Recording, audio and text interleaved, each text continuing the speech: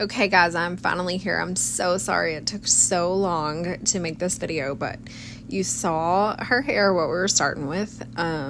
I, at the salon, like to go in with a deep clean. I wouldn't recommend using a clarifying shampoo on curly hair all the time, but just for salon's sake, we're gonna clean it really good and start from scratch. And then normally I will go back with like a curl shampoo and conditioner. I really love Design Me's products. Now I'm going to go in and spray her down really good while she's soaking wet with a leave-in conditioner. You do not ever want to put a towel on curly hair. The little like frilly pieces on the towel is going to rough it up and it's going to cause frizz. You always want to start styling curly hair from the time that it is soaking, dripping wet. I do want to add that if you have hard water or chlorine on your hair, you need to remove that before you do anything. Those heavy minerals and chemicals is going to dry your hair out so bad, and curly hair tends to be drier anyway. Because it curls and doesn't fall straight down, the oils on your scalp has a harder time traveling down the hair strand. MALIBU has little treatment packets that you can get that are pretty cheap. So here I'm using Design Me's curl cream. It is my absolute favorite. You can use and use and use, and it does not get hard and crunchy. I use so much, probably more than I need to. But you want to take hair in really big sections and make sure you have enough cream on your hands and rub it through each section. If it's not in the hair, it's not going to work. So you need to make sure you have product evenly saturated throughout the hair. Now here I'm just working it through really good with my hands and my fingers. And lately I've taken Instacure from Matrix and spraying that all over. It balances out their pH level, which is always good to have a balanced pH level. This is KERATHERAPY smoothing cream. I know curly hair just needs a ton of product. Like just throw a ton of product in curly hair and it's going to do better. But this one specifically is smoothing and it's heat activated, so you do have to blow dry. You do have to use heat with it. A few drops of K18 for health because we love healthy hair, and then just scrunch the shit out of their hair. This is when I try to get all of the water out. So like I said, you don't ever want to put a towel on it. So if you're going to try to squeeze the water out, just scrunch their hair in an upward motion and those curls are going to start forming. And I guess we're talking shit right here because Candace was next to me. Shout out to my girl Candace for always talking shit. When you're squeezing and scrunching the hair, you want to hear an actual squish sound. If you don't hear that squish, it's not wet enough.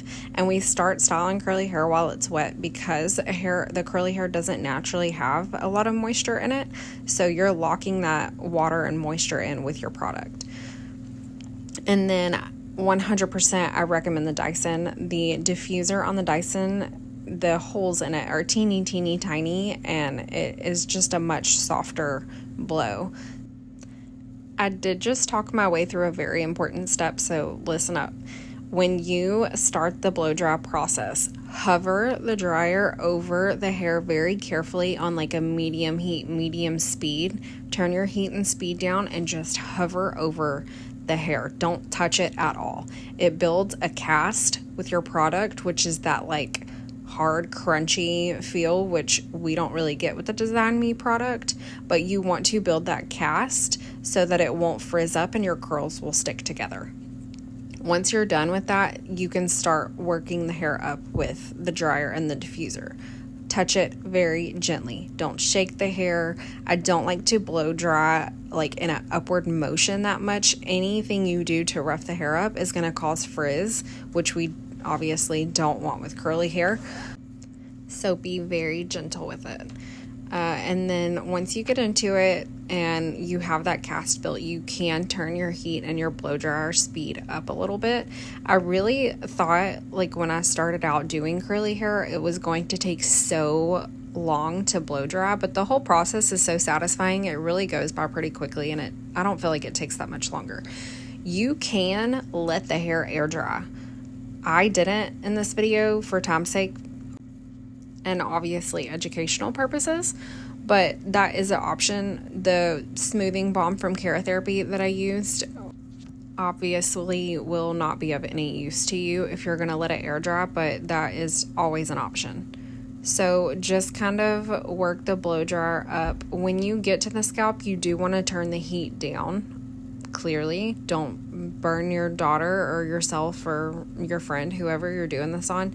Turn the heat down. Work those curls upward. You also can flip your head completely over. If you want to use like a mousse and flip your head over completely, you are going to get very large, fluffy curls, which we all love. So I didn't dry her hair completely, but it's pretty close. You can get the idea. And look how cute. She's so curly. This is my friend Natalie. I love her so much.